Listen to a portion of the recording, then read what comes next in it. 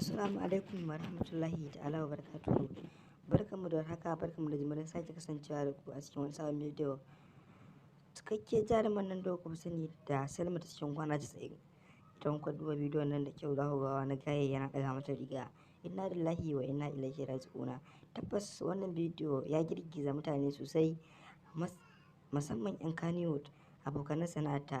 Tabbas wannan bidiyo ya kewaye ko ina, inda wannan bidiyo yake ta yawo a social media, TikTok, Instagram da ma dai sauransu. Gashi nan shi ya maɗi ake da shi, yawo ake da shi. Amma ta wani ɓangaren mun gano cewa wannan bidiyon fa ba wai bidiyo ne wanda aka yi shi gaskiya ba. Za mu iya cewa wannan bidiyon wani application ne wanda ake haɗa hotuna da shi. To mai saurare, kai dai ka biyo mu har zuwa ƙarshen wannan bidiyo don jin cikakken bayani akan wannan bidiyo. To mai saurare, idan wannan ne zuwan ka farkon wannan tiyata mai albarka, da ka danna mana subscribing, kana ka danna mana ƙararrawar sanarwa. Ta haka ne za mu iya kawo maka bayanai a duk lokacin da kake so, a duk lokacin da kai niyya.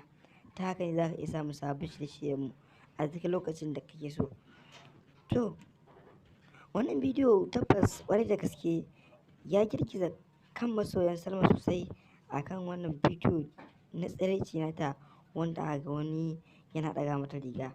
To amma a iya binciken mu dai mun gano cewa wannan bidiyo gaskiya zai iya kasancewa ba gaske bane, saboda akwai wani application da ya fito wanda ake haɗa bidiyo da shi. Tabbas za a iya cire fuskar ka a ɗora fuskar wani wanda ake so a ciwa mutunci.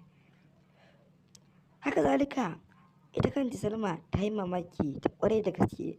Tabbas ta yi mamaki na ganin wannan bidiyo, sannan ta yi Allah wadai da wanda ya haɗa wannan bidiyo, inda take cewa ita wallahi wannan bidiyo ma ba ta san da shi ba.